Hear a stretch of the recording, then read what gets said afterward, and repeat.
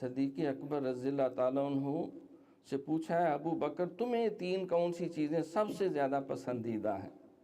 عرض کی آقا دل چاہتا ہے کہ ہر وقت آپ کا دیدار کرتا رہوں، اور اللہ مجھے مال دیتا جائے آپ کے قدموں پہ اسلام کی خاطر لوٹاتا رہوں، اور میری صاحبزادی آپ کی خادمہ ہو، آپ کی شریک حیات۔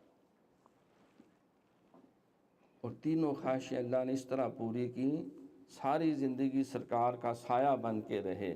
سرکار کا سایہ نہیں تھا، اگر سایہ مان لیا جائے تو وہ صدیق اکبر سایہ تھے رضی اللہ ثانی اسلام و غار و بدر و قبر۔ اور اب قیامت تک سرکار کے قدموں میں آرام فرما، 24 گھنٹے حاضری حضوری اور دیدار اور کرم میں۔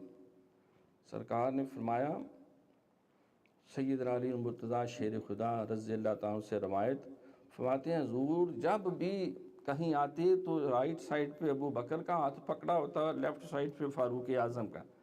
حضور فرماتے میں ابو بکر اور عمر، میں ابو بکر اور عمر، میں ابو بکر اور عمر، کیسے خوش بخت ہیں آج حضور نے اپنے دامن میں وہاں لٹا لیا۔